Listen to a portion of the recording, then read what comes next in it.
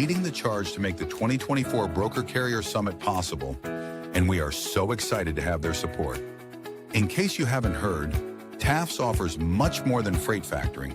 It provides a comprehensive support system for trucking companies of all sizes, specializing in fast and efficient invoice factoring with the ability to pay carriers in as little as 1 hour. And TAFS services go well beyond factoring, offering a fuel card that unlocks major fuel discounts, flexible business loans that are designed to cater to the distinct needs of a carrier's operations, a dedicated, responsive client experience team, and much more.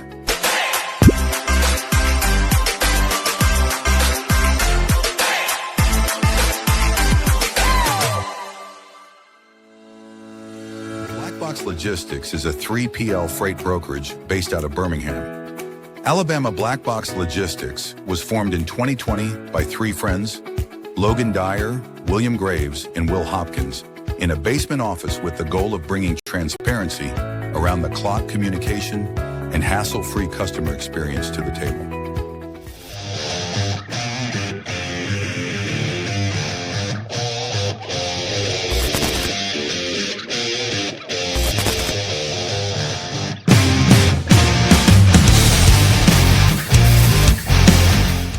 LoadBase is a logistics software solution that simplifies the process of tracking carriers.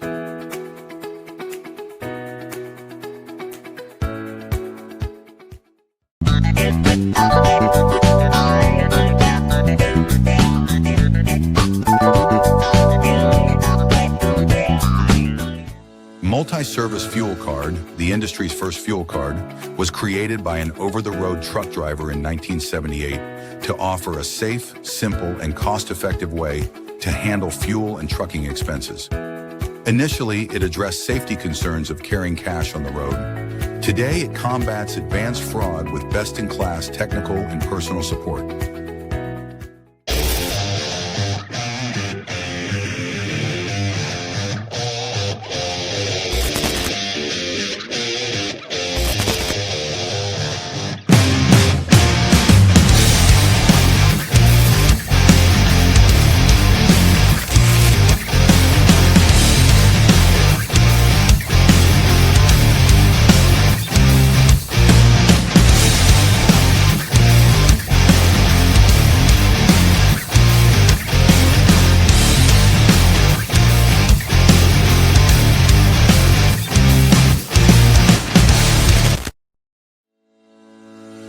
Sales-CRM is built for freight broker and agent sales teams. Manage your shipper prospecting and follow-ups. Organize your carriers in the lanes they run.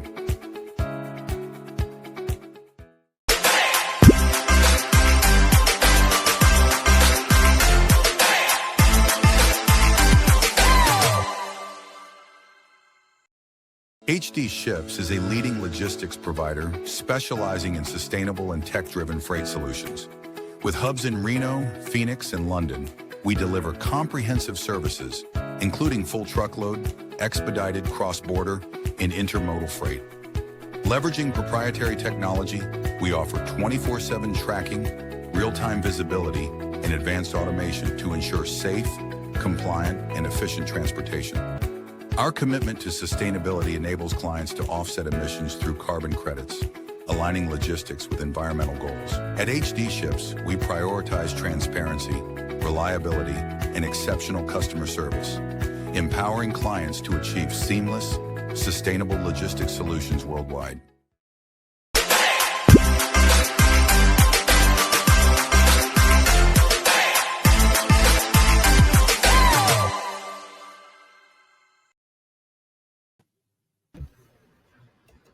Happy Friday.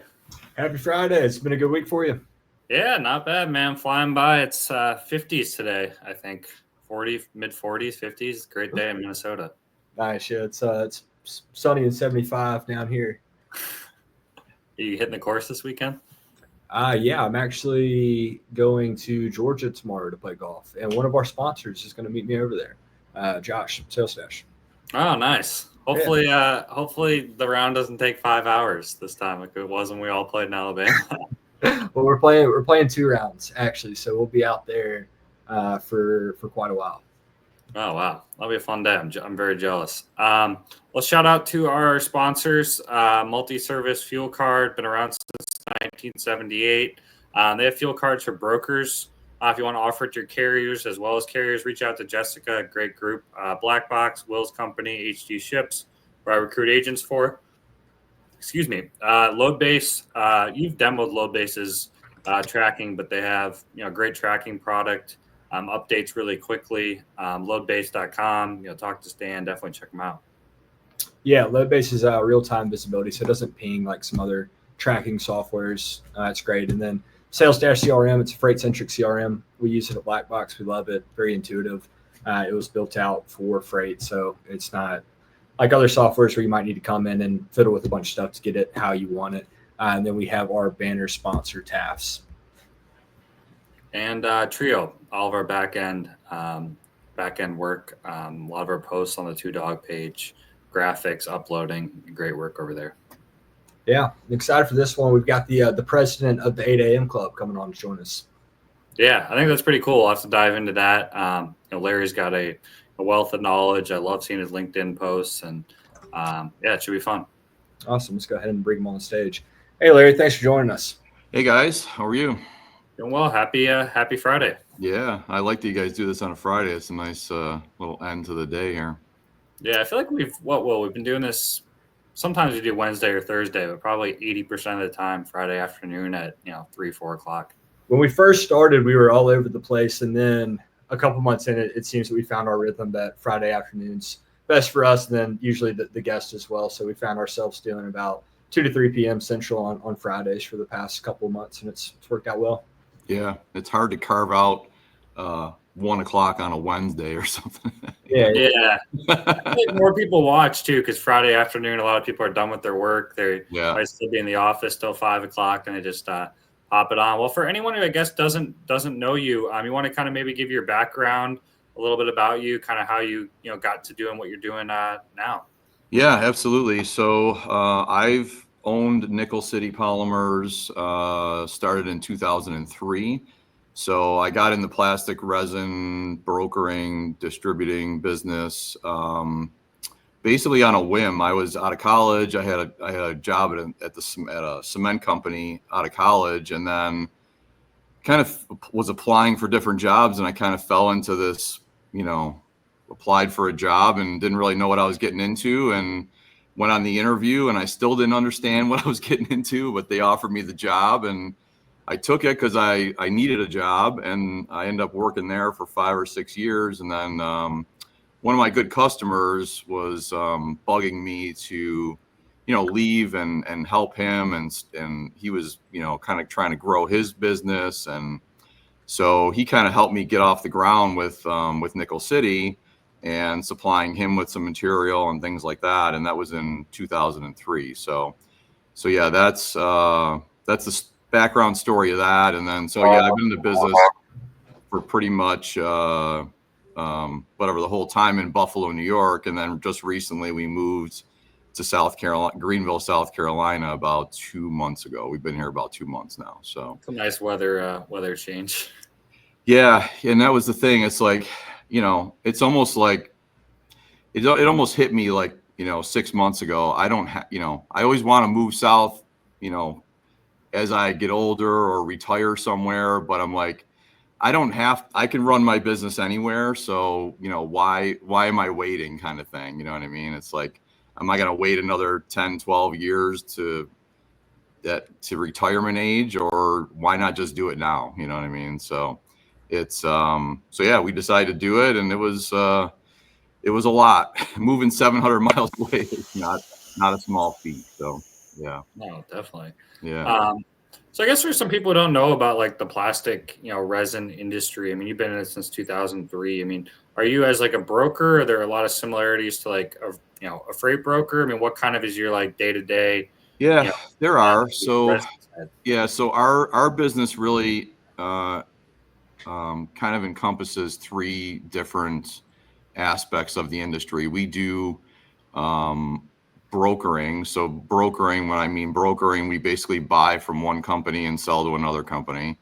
And that, that over the years was built just based on the network that we developed. You know what I mean? So if we get a lot of people that have obsolete inventory or things like that, and then offer it to us, and it's up to us to find a home for that. So, we're pretty successful at that. Just because I've been around so long, I know a lot of the people in the industry, and I've built the network up to, I always say the network is my most valuable tool, because, if I can't move every material, but materials that are offered to me, most likely I'll have at least a couple shots at somebody, you know what I mean? So, and then we also do plastic resin distribution, which is more of like virgin plastic, which is your plastic pellets that are sold to anybody that uses anybody that processes plastic resin, like injection molders or extruders or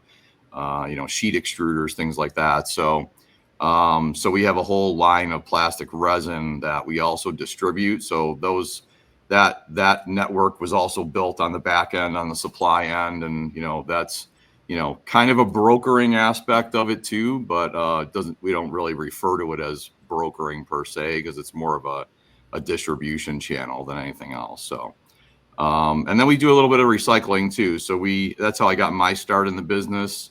My start in the business was, working at basically a plastic recycler. We're collecting parts and grinding them, and then we're selling the regrind to other companies that can reuse the plastic. So not everybody can reuse their plastic. There's applications like medical and, airbags in cars for, just two examples of people that aren't really allowed to use recycled plastic. They're required to use first run virgin material. So so we take that material and sell it to people that can reuse it. So so that's basically in a nutshell what we do.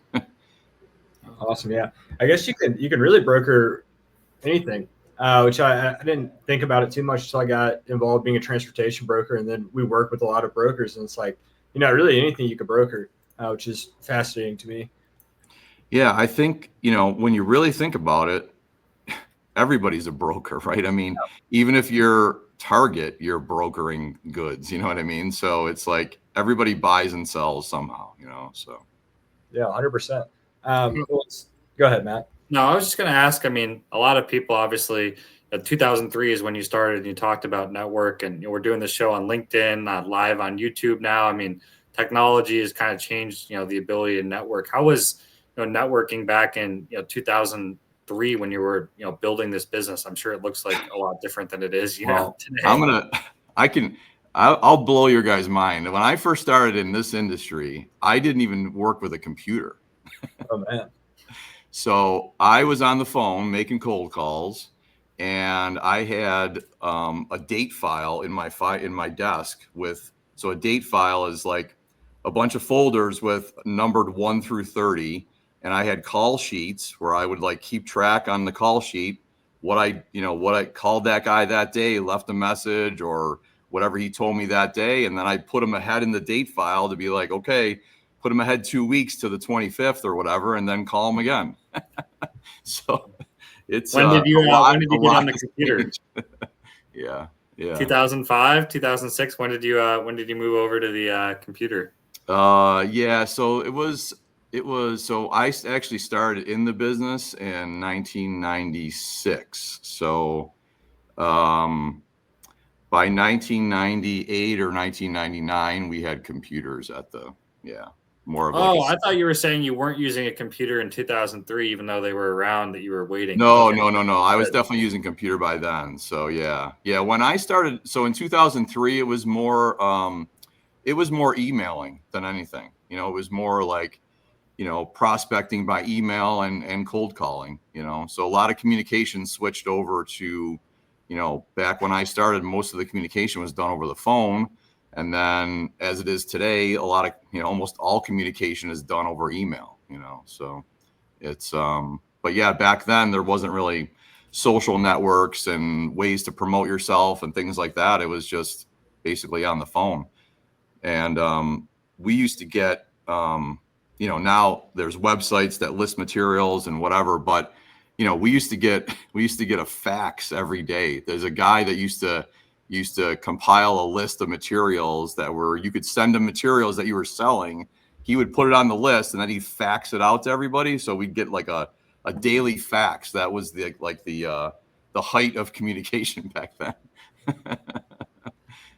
Crazy to think that was like 20 years ago. Yeah. Also thinking about, I mean, how you operate. So you talk about being in the business so long and having all these connections. I almost wonder, if this was reversed, if it was still operating like that, you would have such a big leg up, which it sounds like you still do through your connections. But the internet and all this connectivity makes everything so much more accessible. So you got to wonder, if it was still like way back when, you would have all these contacts like nobody would know about. I'm sure you still have some, but it's interesting how it changes and evolves.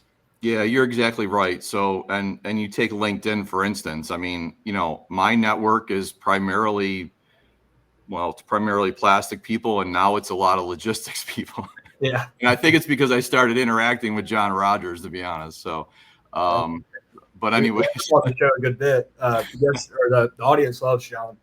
Yeah, no, he's a great guy. But but yeah, I mean, that's how it is. And that's the thing. Whoever's visible on LinkedIn, there's just so many people on LinkedIn that they don't necessarily post anything, but they're like lurkers. They look at everything. So anybody looking for material or anything like that, you're right. It's much more highly visible and it's less secretive now.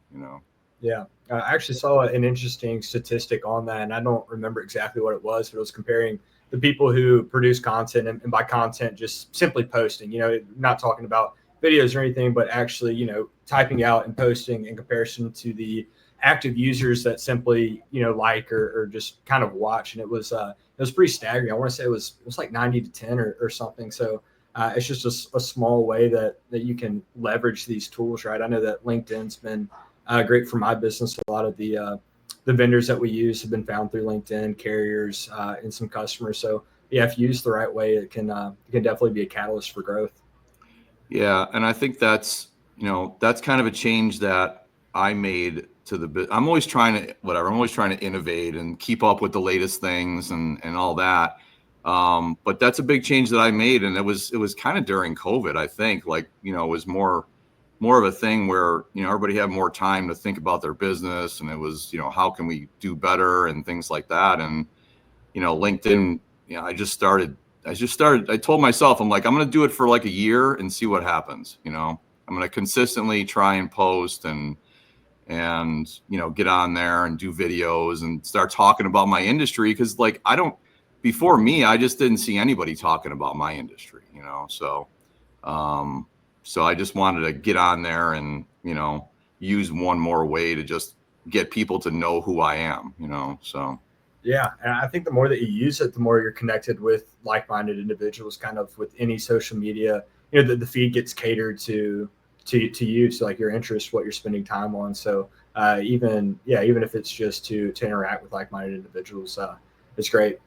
Yeah, definitely. How has it been opening up? You mentioned earlier, when you started connecting with John, you got a bunch of logistics people too. Has your inbox changed at all? Are you getting constant, reach out from brokers now that you kind of opened up that whole side of the world? Yeah, I mean, I'm not going to lie. We get a ton of inquiries every day. Yeah. We get emails, we get calls, and that's the thing. I always explain to people too, we do a lot of shipping, but a lot of the logistics in my business, I mean, I don't know how other plastic, people operate necessarily, but a lot of my customers handle their own shipping. So, if I sell something and I tell them to come pick it up at our warehouse here, they'll handle the shipping. So I'd say, of the transactions that we do, probably 50% of them we do the logistics for, and the other 50% our customers handle the logistics. So so that's kind of something I explain to people. It's like, even though we have a lot of transactions going on, we're not going to be your honey hole of shipping 5 loads every day kind of thing, so. Do you see any good approaches kind of from, freight brokers reaching out to you? I mean, obviously you're in sales as a broker in the plastic industry? I mean, you see some, good outreaches, and I'm sure you've seen, a fair amount of probably bad outreaches, as Yeah, well. that's it's funny you say that, because so my son Jared has been handling most of the logistics end of things, and it's been great for him too, because he also sells for my company. But to have him be on the other end of receiving, cold calls and emails and things like that, it's kind of an eye-opening experience for him, to see, hey, this guy's approach really stood out or whatever, other than just like, TQL calls us every day, every day they call us. So, it's like I basically blocked 3 of their numbers and they're still calling us, so.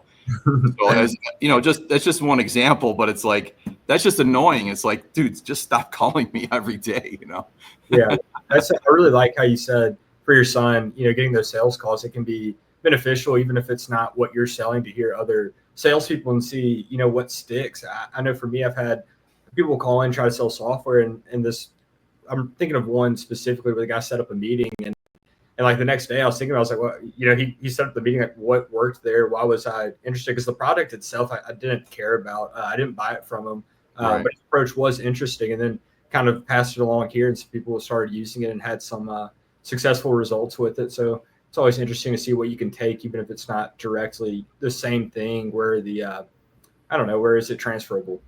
It is. It's been really actually beneficial for him, because he's 25. He's been doing this a couple years now, but it's been eye-opening for him to be on the other end of deciding who you're going to put on our list for for quotes or whatever. So but yeah, there's been good approaches and bad approaches for sure. I mean, a lot of the people that kind of pay attention to what I post and what I do, that those people, I guess I'm going to give away a secret here, that if you pay attention to what I post and, you kind of mention that in your email or your call or something, then it kind of gets my attention a little more than, just the regular Joe Schmo calling. So, well, it's more personalized, in that regard. Yeah. Even if it's, a big thing, I guess, name recognition, not on a macro level, but simply if I'm an individual, a real person, I'm posting stuff and somebody's showing support, liking it or whatnot, that name will stick out if and when they call or email, and you're more likely to hear them out, as opposed to somebody you've never heard of. When you reference TQL, like some random guy named Greg calls you, it's like you have no idea who Greg is with TQL, as opposed to if somebody's been following your content, interacting. Right. That goes a long way. That connection, such a small thing to do, right? It just shows support, like people's stuff. Right. It goes a long way. Right. And to be honest, like for my sales end, that's kind of why I started posting a lot too, and not necessarily just posting about business. Like, I'm a big fan of, like, getting people to know you as a person. And so like I said, I started doing it as like an experiment for like a year, and then I said, okay, let me see if this is really a good use of my time, because it takes a lot of time, as you guys know, to do podcasts like this and put yourself out there and do, posting every, 2-3 times a day or whatever. But it really hit me when I went to my first conference after COVID, and I was walking around the conference, and I had so many people come up to me that I didn't even know that would come up to me and knew who I was, and then just start talking to me about, like, my life. You know what I mean? So it's like, hey, I know you're a Bills fan. I know you like the barbecue. I know you like to do this or whatever. So it's like, that was really shocking to me. And that really kind of was a proven fact to me that, yeah, this does work, Yeah. Go ahead, Will. Sorry. I was going to say, what you're describing, right, your approach to it, talking about yourself, that does so much better than if it's cookie cutter, generic. Like, you're talking about your company and it's just real, it's not specific. People connect better when it's more personalized, like what you've done with the 8 a.m. club. It's taking a stance that gets interaction, and it's genuine. It has an appeal to it, whether people agree or not. I think that, conveying just the humanness on the platform goes such a long way, as opposed to, some of this stuff, you like, whether it's Chat GPT or just copy paste generic, and it's not taking a stance rather, and saying something. You don't even have to be bold, but genuine and individualized.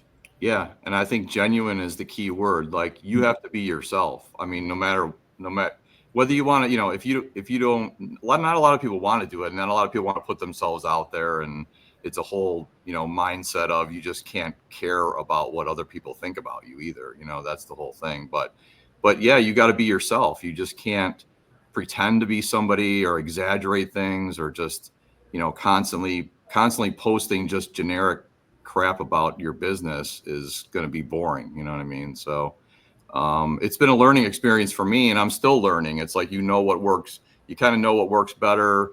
You learn what posts do better and what posts get more interaction and things like that. But, it's just a repetitiveness too. You got to show up every day, Have you seen more people in your industry start to post after your success? You're seeing it kind of more in the plastic industry, more people active on LinkedIn now? Yeah, there's been a good number of people that have, and it's funny, when I first started doing it, it was, I felt like the plastic industry is kind of just like it's a lot of old school people, and like that's why I started doing it, because I'm like, I got to differentiate myself from the regular Joes or whatever. But it's I had a lot of people when I first started doing videos and stuff. They sent me messages like, "What are you doing?"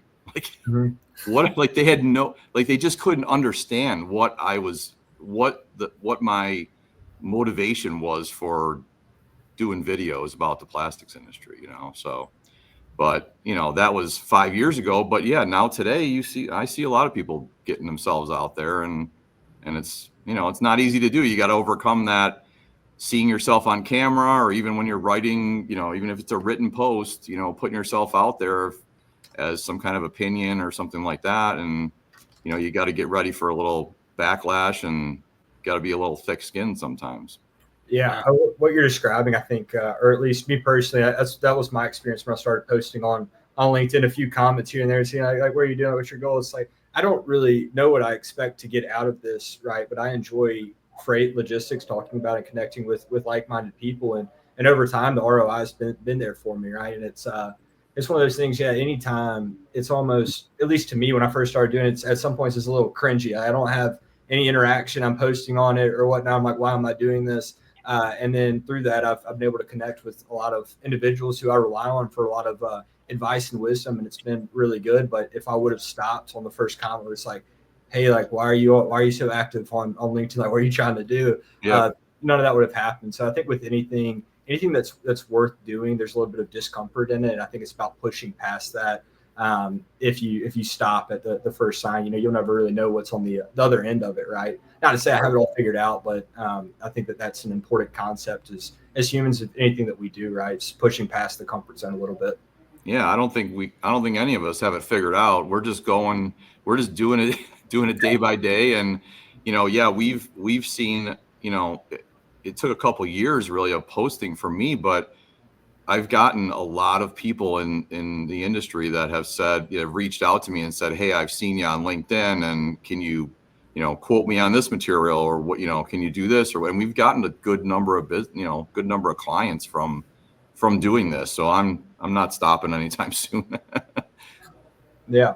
Well, we apologize in advance. I know that you said that you get a lot of messages from logistics folks. You'll probably have your inbox blown up with brokers for the next, I don't know, 2 to 3 weeks. Yeah. So tell us a little bit about, simply because most of our audience is transportation, brokers, carriers. Tell us a little bit about how, I know you said that your son's primarily handling that, but about y'all's operation for anybody listening. I know we kind of talked about in an ambiguous way the sales approaches, but what do you guys value for your company? What would be attractive for a provider looking to work with you? Yeah. So like I said, our industry is a little bit different than, we're not manufacturing a product and having trucks scheduled every day and things like that, and shipping to distribution channels. And a lot of our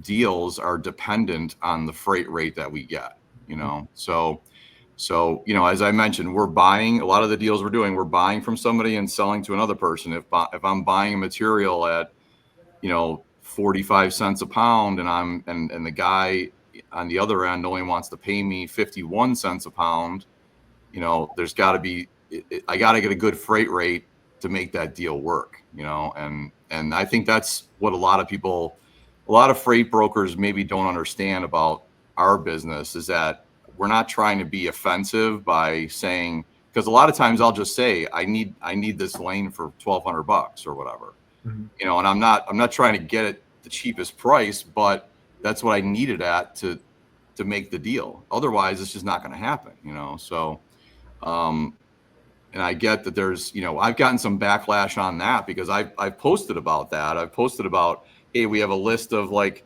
10 people that we shoot out a quote to, and most likely we go with the cheapest rate. But that's just how our business is structured. You know what I mean? And I feel like, we've gotten backlash a little bit online for posting stuff like that from freight brokers saying, it's not all about the price, and of course the consistency and communication and on-time delivery and all that. And yeah, we get all that. We want all that too. But it's like, our business is very price sensitive, so. Yeah, and I think that's important for the transportation side to understand. I mean, for us specifically, I'm thinking of a handful of customers which are set up.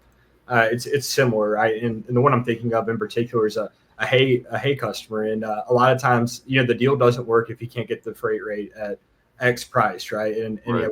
We don't take offense to it, right? So either works or it doesn't work. And sometimes the lanes, the shipments is not great on our end, but we might do it, and then on another lane he has a lot more room and he might get us back. So yeah, I think that's important for them to understand just the commodities, what you're moving. Yeah, and I think the people that we like, obviously we're price sensitive, but the people that we like and the people that we work with the most are the best communicators. That's really what it comes down to. Like, I don't want to have to chase somebody to send me a proof of delivery or a bill of lading or whatever. It's like, we have too many things going on to, if you're, this is what we require, then just send it to us when it's done. You know what I mean? So those are the people that we like working with the best. And if we have to chase you, or, you're not very responsive, then you're probably not going to be on our list very long. Yeah. I think another thing to note too is, not everyone's a perfect fit for everyone's business. I'm sure there's people that, call you all the time wanting to buy or sell plastic that, it's just not a fit with how they operate their business. And that's the nice thing about, being a broker. You can go after anyone who ships anything. So, Right. if their mindset, of, maybe they want a more, expensive, like obviously, there's certain products that are, $1 million, $500,000, and maybe price isn't as centric there because, or who's paying the bill, if, in that Right. sense. So Right. I think that's an important, thing to realize as well. At least I'd imagine there's some plastic buyers that you probably don't deal with, I'd imagine. Yeah, absolutely. Typically we don't do business with other brokers unless, unless there's a need. There's thousands of different kinds of plastic, and we're not good at every one. So, there's definitely a spot for all brokers in this industry, and some brokers have a niche at certain things. And that's who I kind of use other brokers for. Is if it's like a material that I have no idea what to do with, I'll send it out, on a broker list and basically say, hey, can anybody use this or whatever, so, but yeah, there's definitely people that, in the industry that, just aren't a fit for us, for sure, Yeah, 100%. Even past matching, so maybe transportation styles or the the ideal freight for somebody, and then the company just like people and personalities. So sometimes, like, I'll use myself for example. I might not click well with somebody. Just maybe our communication styles. So you're talking about the ease of doing business, right? You don't want to chase anybody down. For whatever reason, hypothetically, if we were doing business together, we might not align with how we communicate, right? And that might cause issues. And if that's the case, then it's probably not a good fit. And there's not saying there's anything wrong with you or there's anything wrong with me, but there's probably a better match out there. So I think with beyond just the transportation and the freight, just the people as well. And when you're able to align those in a more cohesive manner, things seem to go smoother, right? So it sounds like you found a handful of your people on that list that you enjoy doing business with, and And for better or worse, it's just how it is. Some people work better together.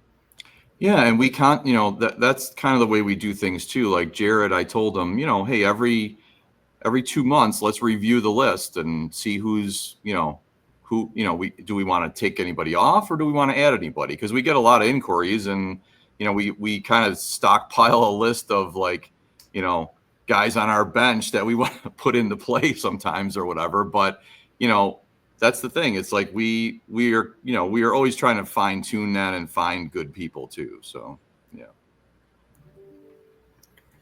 Well, I guess what's kind of the future? Are you planning on doing this for another 5-10 years? It sounds like you're having fun, or you're thinking of now that you made the move to South Carolina, retiring. What's Larry's next plan next 5-10 years? Yeah, so that's a good question.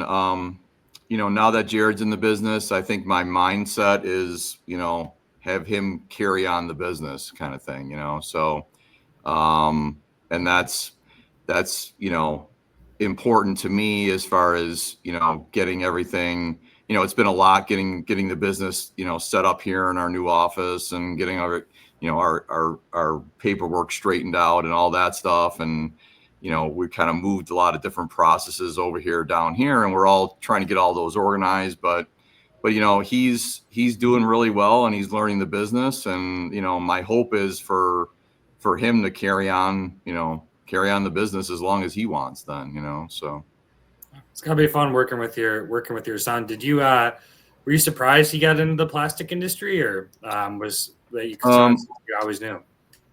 Yeah, so he was an accounting major, and he played college baseball too. So it was a really busy time for him in college, and he did a couple internships, accounting internships. And at the end of the second internship, he just came to me and he's like, "Dad, I don't think I can do this. Like, I can't sit at a computer all day and push numbers around and analyze stuff." And he's more outgoing. He's kind of has my personality now, that he likes talking to people, he likes selling, he likes the game of the whole buying and selling. So he's really taken to it. And I didn't know how it was going to go at first, but it's a blessing to really be able to work with your son, for sure. Yeah, it's interesting you brought up that point. Do you think he was a baseball player, do you think there's logistics that's talked about? A lot of good salespeople play sports, at a high level, just because the competitive drive, the work ethic, a number of different traits. So it's interesting to see he was a college baseball, and sounds like translated very well over to sales. Yeah, it's the thing too that I coached his travel team for like 9 or 10 years, and how travel sports is these days. Parents are just insane. I mean, it is like it's literally out of control. Everybody thinks, whatever. We went through it, and we ran our own team, and I'm not kidding. I picked a lot of kids based on their parents, not them. You know what I mean? It's like if you got crazy ass parents that are going to be bugging me every day about your playing time and all this other stuff, I'm like, I don't really want you on my team. So the worst job I ever had was umpiring youth baseball. Yeah. And I've had some shitty jobs, man. I've worked on horse farms, moving companies, but that was the worst one. Umpiring Little League Baseball. They're like 7, 8 years old, and I've got 50-year-old men trying to fight because I called their kid out. Yeah, man, it wouldn't even travel. It was like rec league baseball. Right. Yeah. So we've gone through it all, and through that experience, you're right. College baseball is a major commitment, and that's what people don't understand, is that there's a lot of parents want their kids to go on and play at the next level, whether it's, college or even make their high school team, whatever. But college is a major deal. I mean, he played for a D3 school, and that was kind of low level college, but they still, they would take off, they'd get on a bus at 9 a.m., travel down to Pennsylvania, play a doubleheader, and they weren't getting back till like 10 p.m. the same day, so it was a lot of missing school. It was a lot of, practice at 6 a.m. and all that. And there's a lot of kids that we know that went on to play college baseball, but end up quitting after their first year because it just isn't all that it's cracked up to be, especially in the North. Yeah, no, especially taking a bus in the middle of the winter.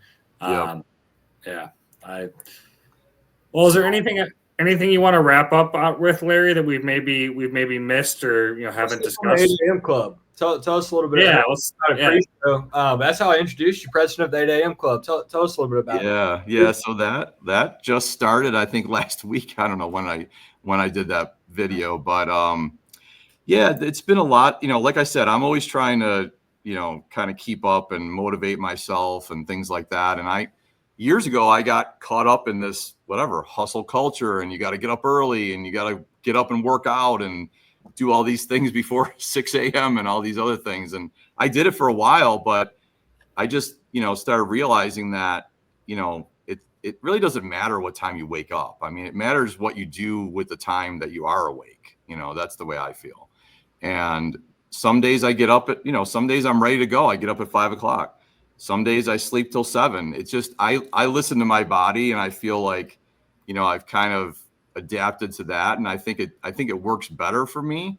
And I think that, like I said, if you're, getting up at, 3 a.m. or 4 a.m. or whatever, and if that works for you, that's great. It just doesn't work for everybody. It's not a mainstream, one size fits all kind of thing. And I feel like that culture is kind of like make people feel bad if they're not getting up that early too. You know what I mean? So it's, so the 8 a.m. club is basically counterculture to the 5 a.m. club.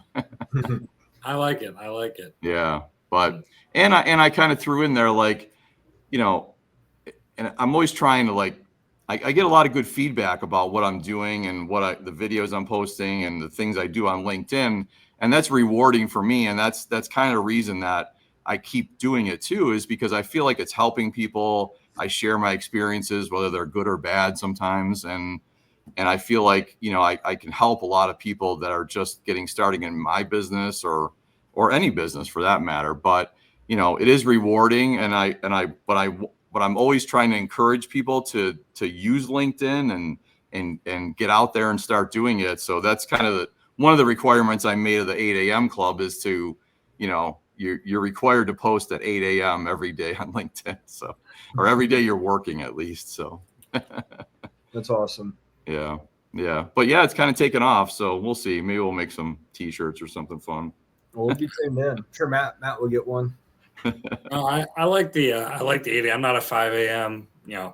Type of wake up person myself. So it's just wake up, get the work done. But sometimes, in business, I probably have more phone calls and more work at night, and that's more so on the broker when I was a broker. But even on the recruiting side, people are working during the day. They want to talk at night.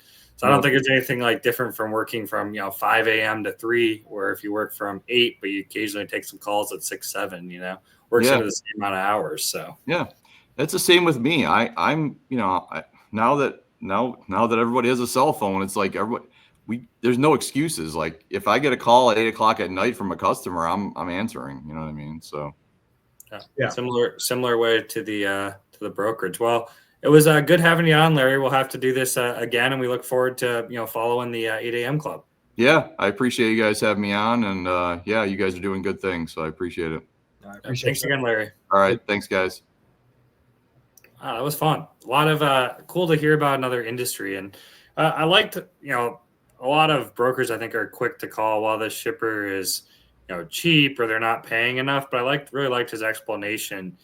What they have a business to run too. And I think a lot of brokers, that's where prospecting I think is so key too. But not everyone's a good fit for each other. And how he explained LinkedIn and the plastic industry, there's just a lot of wealth of knowledge from Larry. Yeah, that's a good one. Yeah, I think it goes a long way to understand the prospect or the customer you're working with, what's going into their decisions, thoughts, right? So, like I mentioned, we have some customers that operate in a similar way, and we understand that they've been good customers. We've worked with them for several years now. So, yeah, no, that was a good one. I enjoyed it. Well, we'll be back next week. Shout out to Multi-Service Fuel Card, been around since 1978. We have this company, Black Box Logistics, as sponsor. Is that a mistake? No, they're in the Magic City. Wearing my Magic City shirt right now. Brokerage, Birmingham, Alabama. They're really good at open deck freight. So if you guys have any of that, you should. All reefer freight. Go to Black Box. Freight too, man. I won't do it. Loadbase.com, great tracking. We got to get Stan on the show here coming up here. Yeah. But great product. HD Ships, where I recruit freight agents. If you're looking to be a freight agent, love to chat with you. Sales-CRM. Jealous you're going to get to go golfing with Josh for 36 holes in Georgia. But great freight-specific CRM, great product. Trio does all of our back end. Brought to you by Taft's, top 10 factoring company. Reach out to Ryan or Rob. Great communication. They're open until, I believe, midnight during the week. I always get a hold of somebody. Yeah, we'll be back next week. All right. Enjoy your weekend. You too.